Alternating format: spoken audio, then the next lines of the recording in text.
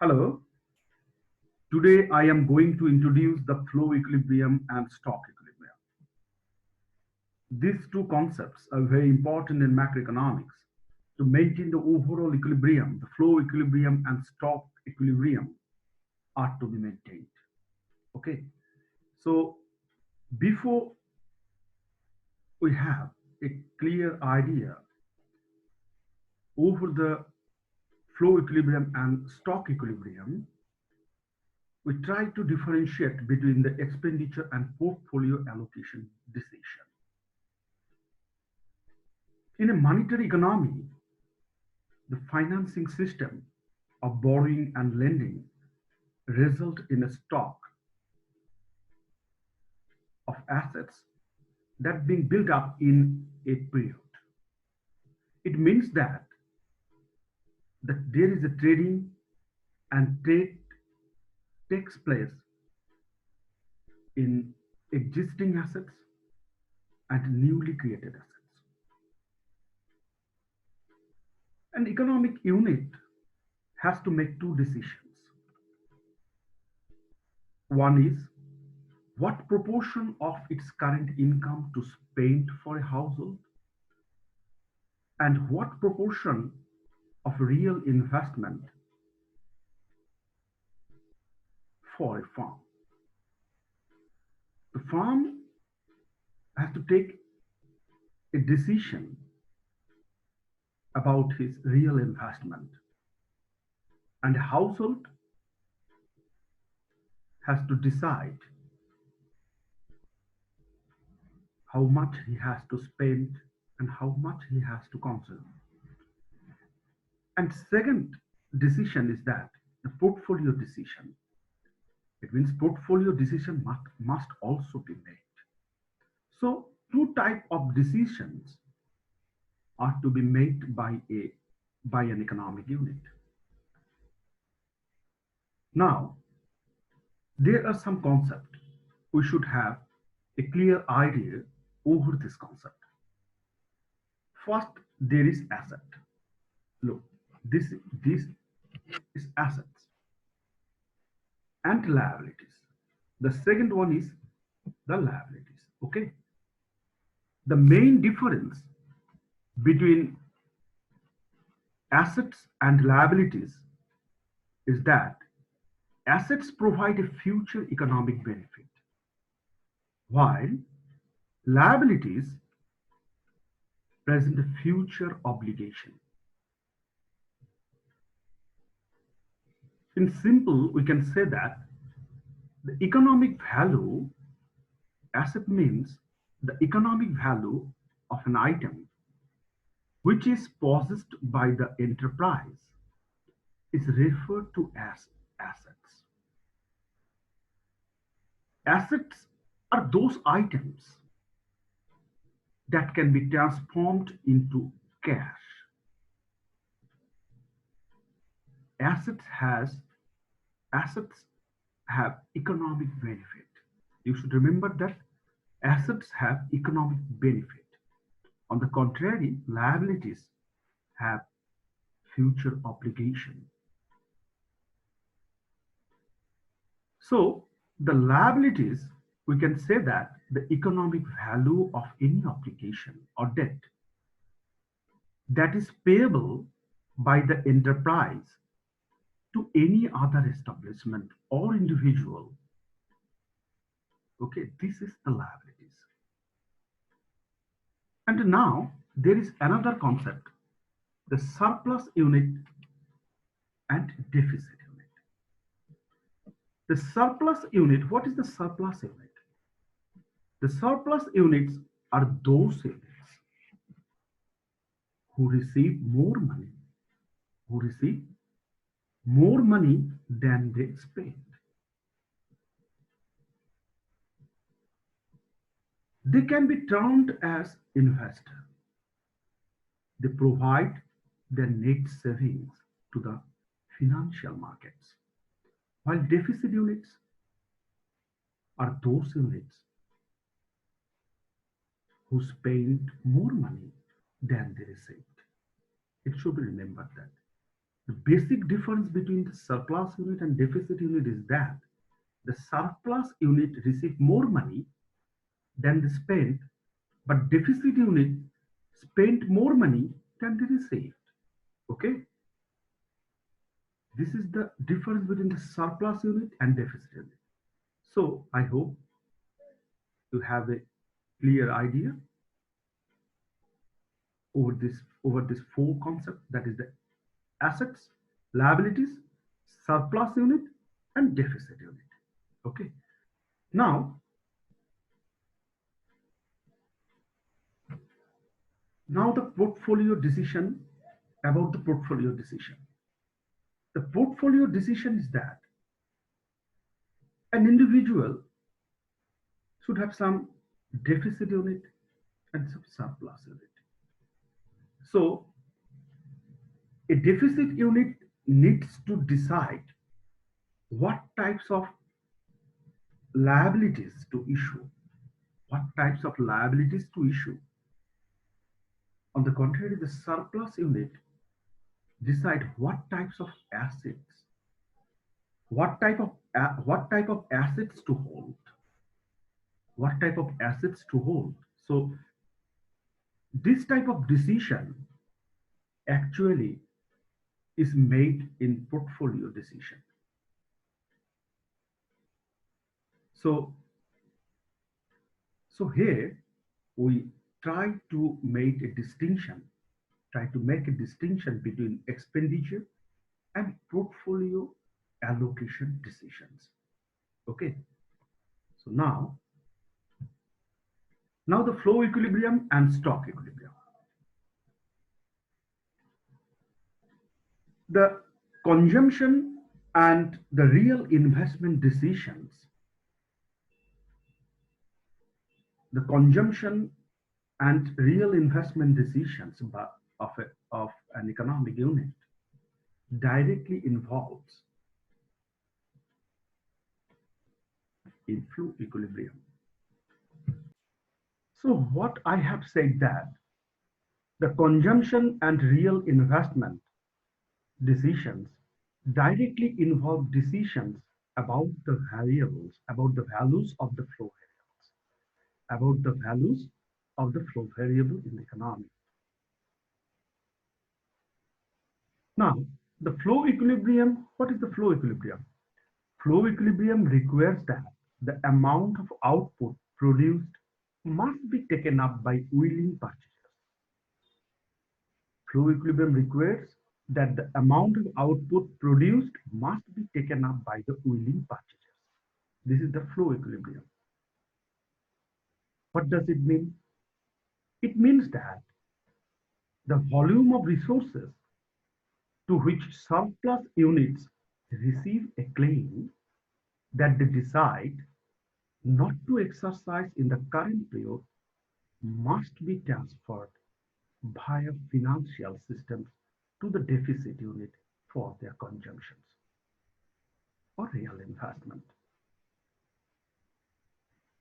Some of the resources saved by the surplus unit are transferred to deficit households to be consumed.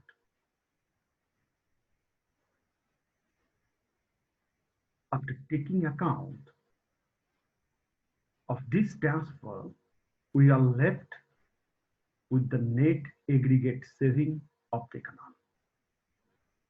Now, here one thing should be remembered.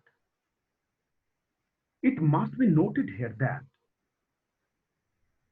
an individual act of saving does not automatically lead to a corresponding act of planned investment. Okay? It means that an individual act of saving does not automatically lead to a corresponding act of planned investment. You should remember this. The resource released by the saver must be lent to another household to finance its consumption, in which case the resources are used.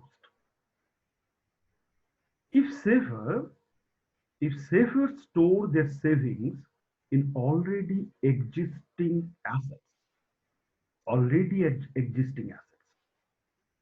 savers are saving their money in already existing assets,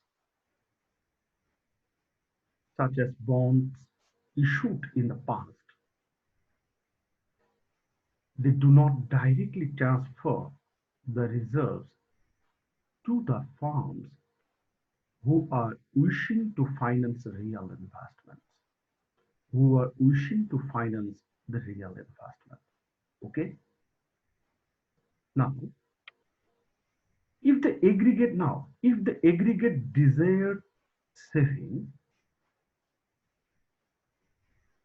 exceeds the planned investment, look, if aggregate desired savings is greater than planned investment, planned investment. This is the desired saving and this is the planned investment. Okay, understand? The desired saving, aggregate desired saving is greater than planned investment. What happens? Then aggregate demand for output, aggregate demand for output will be less than the supply of output, will be less than the supply of output. Demand for output, that is the demand for output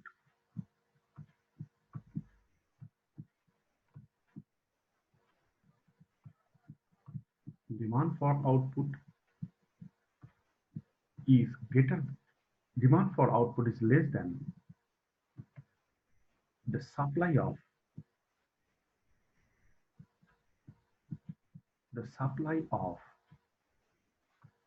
output. Okay, supply of. So what I have said that the savings, if the aggregate desired savings greater than the planned investment, then the demand for output is greater than the supply of. So there is a tendency of falling price. There's a tendency. There is a tendency. Okay. So if the opposite situation happens, then what happens? Then what happens?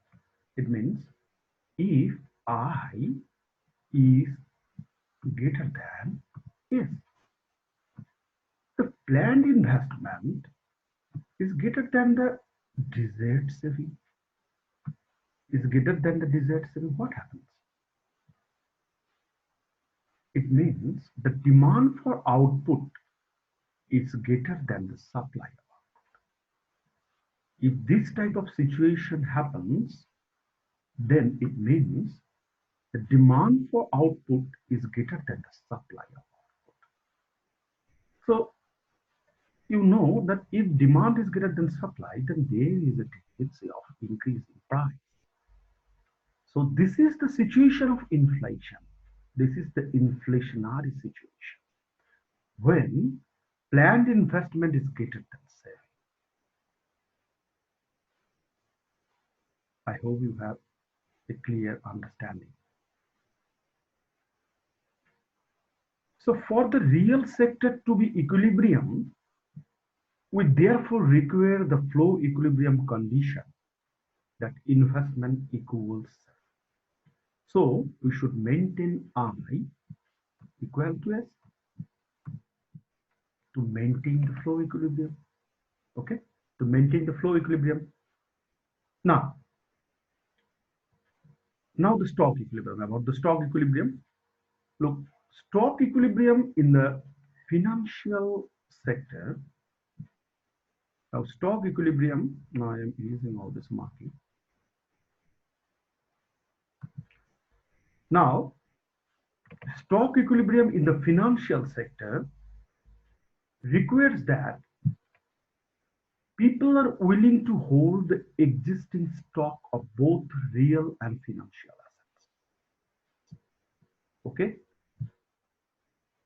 The stock equilibrium in the financial sector requires that people are willing to hold the existing stock of both real and financial assets at their current prices. At their current prices. If the demand for assets, if the demand for assets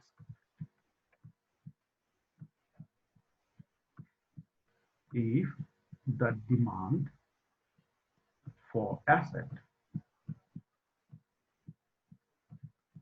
if the demand for asset is greater than the supply of assets,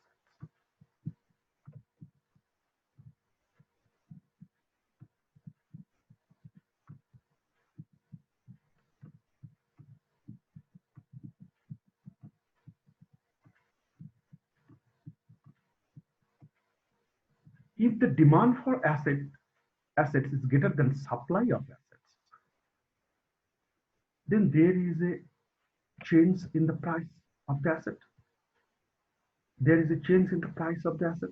If the demand for assets is greater than the supply of asset, naturally the price of the asset will increase. As if the demand for asset is less than the supply of assets, it is natural that the price of the assets will fall.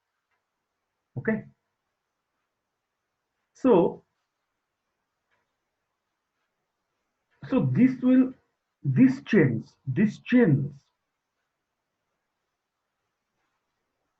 if the demand for assets does not equal the supply of asset, the prices of assets will be changing, and this will have an effect.